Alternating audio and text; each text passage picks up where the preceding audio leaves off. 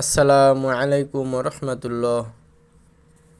প্রিয় দিনী ভাই ও বোনেরা, আজকে সূরা রদের ২০ থেকে ২২ নং আয়াতে আল্লাহ সুবহানাহু ওয়া তাআলা উলুল আলবাব বা জ্ঞানী মুমিনদের ৮টি বৈশিষ্ট্য উল্লেখ করেছেন।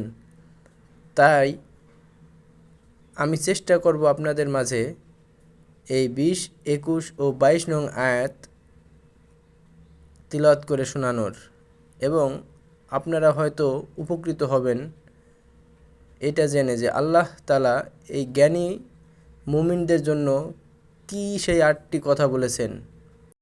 বিসমিল্লাহির রহমানির রহিম। আল্লাযীনা ইউফুনা বিআহদিল্লাহি ওয়া লা ইয়ানকুদুনাল মিসাক। পরম করুণাময় ও অসীম দয়ালু আল্লাহর নামে শুরু করতেছি। যারা আল্লাহর অঙ্গীকার পূর্ণ করে এবং প্রতিজ্ঞা ভঙ্গ করে না। ওয়াল্লাযীনা ইয়াসিলুনা মা আমারাল্লাহু বিহি আন ইউসালা ওয়া ইয়াখশাউনা রাব্বাহুম ওয়া ইয়াখাফুনা সুআল হিসাব।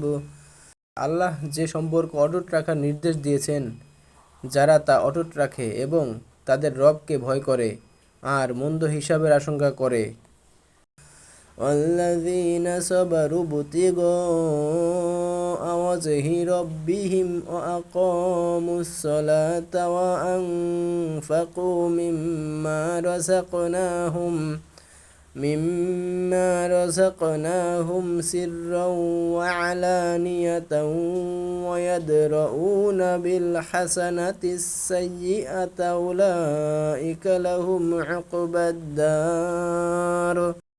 যারা তাদের রবের সন্তুষ্টি লাভের উদ্দেশ্যে সবর করে, সালাত কায়েম করে এবং আমি তাদের যে রিজিক প্রদান করেছি তা থেকে গোপনে ও প্রকাশ্যে ব্যয় করে এবং ভালো কাজের মাধ্যমে মন্দকে দূর করে, তাদের জন্যই রয়েছে আখিরাতের শুভ পরিণাম।